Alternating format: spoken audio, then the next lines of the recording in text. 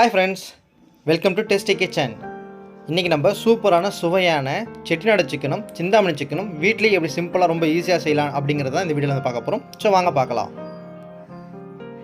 First நம்ம ஒரு கடாயை எடுத்துப்போம். கடாயில் கொஞ்சம் எண்ணெயை ஊற்றி கொஞ்சம் காய வச்சுக்கிட்டு, அதுக்கு பிறகு நம்ம செட்டிநாடு சிக்கன் செய்கிறதுக்கு மிளகா கொஞ்சம் மல்லி கொஞ்சம் போட்டு நல்லா வதக்கி எடுத்துக்கலாம்.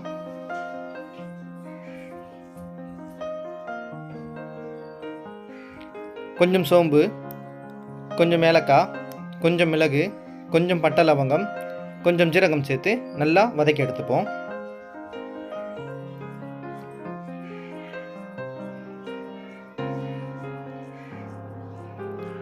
நல்லா பொடியாக கட் பண்ணி வச்ச தேங்காவை எடுத்து அது மேலே போட்டு அதையும் நல்லா வதக்கி எடுத்துப்போம்.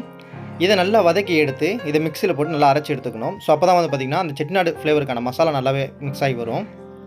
அதுக்கப்புறம் கடாயில் கொஞ்சம் எண்ணெயை ஊற்றி நல்லா காஞ்ச பின்னாடி மீதம் இருக்க சோம்பு, மிளகு, பட்டையை போட்டு வதக்கி எடுத்துக்கிட்டு, அது கூடயே பார்த்தோம்னா கொஞ்சம் வெங்காயம் போட்டு நல்லா வதக்கி எடுத்துக்கலாம். செட்டிநாடு சிக்கனாக இருந்தாலும் சரி, சிந்தாமணி சிக்கனாக இருந்தாலும் சரி, ஸோ நாட்டு வெங்காயம், அதாவது சாம்பார் வெங்காயம் சொல்லுவாங்க, சின்ன வெங்காயம் சொல்லுவாங்க, அந்த மாதிரி வெங்காயம் யூஸ் பண்ணும்போது ரொம்ப ரொம்ப ஹெல்த்தியும் கூட, நல்லா டேஸ்டியும் வந்து நல்லாவே வரும். கொஞ்சம் இஞ்சி பூண்டு பேஸ்ட் ஆட் பண்ணி அந்த வெங்காயத்தோடு நல்லா வதக்கிப்போம். வெங்காயம் நல்லா பொன்னிறமாக ஆகிற வரைக்கும் நல்லா வதக்கி எடுத்துக்கலாம். அதன் பிறகு கொஞ்சம் தக்காளி ஆட் பண்ணி அதையும் சேர்த்து வதக்கிக்கலாம். கொஞ்சம் கல் உப்பு போட்டு ஆட் பண்ணிக்கலாம். உங்களுக்கு தேவை சால்ட் உப்புனா சால்ட் உப்பு யூஸ் பண்ணிக்கலாம், இல்லை கல் உப்புனா கல் உப்பு யூஸ் பண்ணிக்கலாம்.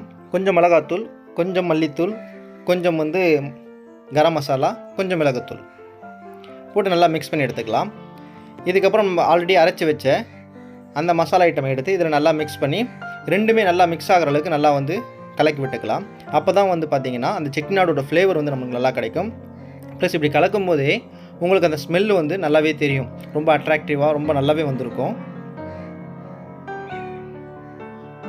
நல்லா மிக்ஸ் ஆகிற அளவுக்கு இந்த மாதிரி கலக்கி விட்டுக்கலாம். இப்போ நம்ம கறி ஆட் பண்ணிக்கலாம்.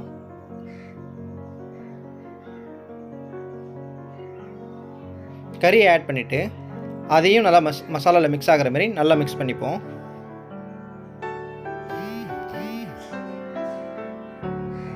கொஞ்சம் தண்ணி ஊற்றி நம்ம மிக்ஸ் பண்ணிக்கலாம். நீங்கள் வந்து செட்டிநாடு குழம்பு வைக்க போகிறீங்க அப்படின்னா நிறைய தண்ணி ஊற்றிக்கோங்க. இல்லை கிரேவி மாதிரி தான் செய்ய போகிறீங்க அப்படின்னா கொஞ்சம் தண்ணி கம்மியாக வச்சுக்கோங்க. நான் வந்து இப்போ கறி வேகிற அளவுக்கு போதுமான அளவுக்கு தண்ணி வச்சு நம்ம வந்து செய்ய போகிறோம். ஒரு 20 மினிட்ஸ் இந்த மாதிரி நல்லா கொதிக்க விடலாம். ஸோ அதுக்கப்புறம் எடுத்து பார்த்தீங்கன்னா சூப்பரான ஒரு ஸ்மெல் வந்து உங்களுக்கு வரும். ஸோ அல்டிமேட்டாக இருக்கும் அந்த ஸ்மெல்லே பார்த்தீங்கன்னா. ஸோ கறியும் நல்லா வெந்திருக்கு, நல்லா அவிஞ்சு வந்திருக்கு. ஸோ அதுக்கு மேலே ஆடட் டிஷ்ஷாக பார்த்தீங்கன்னா கொத்தமல்லி கொஞ்சம் ஆட் பண்ணி ஸோ அப்படியே இறக்கி வச்சு இதை நாங்கள் சாப்பிட்டு டேஸ்ட் பார்க்க போகிறோம். ஸோ நீங்களும் இந்த மாதிரி ட்ரை பண்ணி பாருங்கள், உண்மையாகவே வேறு லெவலில் இருக்கும்.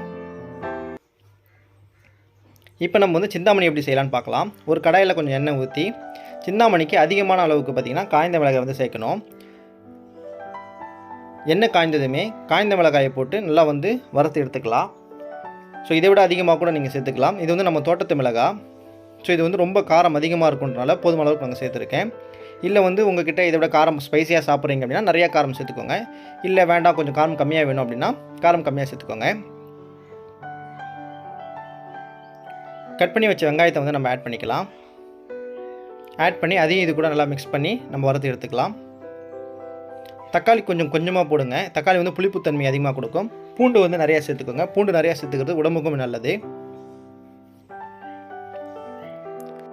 மிளகாயோட சேர்த்து நம்ம வெங்காயம், தக்காளி எல்லாத்தையுமே ஆட் பண்ணி மிக்ஸ் பண்ணும்போது அந்த மிளகாயோட காரம் அந்த மசாலாலையும் ஏறும், ப்ளஸ் மசாலோட டேஸ்ட் அந்த மிளகாலையும் ஏறும். நல்ல வந்து சுவையை வந்து நமக்கு கொடுக்கும். கொஞ்சம் நேரம் கழித்து நம்ம வாஷ் பண்ணி வச்சுருந்த கறியை வந்து நம்ம அதில் ஆட் பண்ணிக்கலாம். நம்ம வாஷ் பண்ணும்போதே நம்ம வந்து மஞ்சள் தூள் போட்டு ஆட் பண்ணி வாஷ் பண்ணதால் நம்ம அடிஷ்னலாக வந்து மஞ்சள் தூள் ஆட் பண்ண தேவையில்லை. காரம் அதிகமாக வேணும்னு நினைக்கிறவங்க மட்டும் கொஞ்சம் வந்து மிளகாத்தூள் எக்ஸ்ட்ரா வேண்டாம் ஆட் பண்ணிக்கோங்க. இல்லை காரம் வேண்டாம் அப்படின்னு நினைக்கிறவங்க காரம் கம்மியாக சாப்பிட்டுக்கோங்க. நாங்கள் எங்கள் வீட்டில் ரொம்ப ஸ்பைஸியாக தான் சாப்பிடுவோம். ஸோ அதனால் வந்து காரம் அதிகமாக சேர்த்துருக்கோம். இல்லை நீங்கள் மிளகாயே கூட காரமாக கூட நீங்கள் செஞ்சுக்கலாம். இந்த முழு மிளகாயாக இருக்கிறது பதிலாக நீங்கள் வந்து கொஞ்சம் கட் பண்ணி எடுத்து போட்டுட்டீங்க அப்படின்னா இன்னும் வந்து காரம் வேகமாக ஏறும். ஸோ அந்த மாதிரி ஏறின பின்னாடி மேலே வந்து நீங்கள் துருவி வச்ச தேங்காயை வந்து நீங்கள் மேலே போட்டுக்கலாம். இல்லை கட் பண்ணி வச்ச தேங்காய் கூட போட்டுக்கலாம். ஸோ ரெண்டு டிஷ்ஷுமே பார்த்திங்கன்னா சிமிலராக சேம் ப்ரொசீஜர் தான். பட் இதில் கொஞ்சம் ஸ்பைஸ் அதிகமாக இருக்கும், அதில் கொஞ்சம் ஸ்பைஸி கம்மியாக இருக்கும். அதில் மசாலா ஐட்டம் இருக்கும், இதில் மசாலா ஐட்டம் இருக்காது. ஒரு 20 மினிட்ஸ் நம்ம வந்து இதை நல்லா கொதிக்க விடுவோம். 20 மினிட்ஸ்க்கு அப்புறம் பார்த்திங்கன்னா அந்த மிளகாய் நல்லா நஞ்சு அதோடைய சாறு ஃபுல்லாக அந்த கறியில் நல்லா ஏறி நல்லா உரப்பாக இருக்கும். ஸோ காரம் அதிகமாக சாப்பிட மாட்டேன்னு நினைக்கிறீங்க, கொஞ்சம் நல்லெண்ணெய் சேர்த்துக்கோங்க. இல்லை அப்படியே சாப்பிடணும்னு நினைக்கிறவங்க அப்படியே சாப்பிட்லாம்.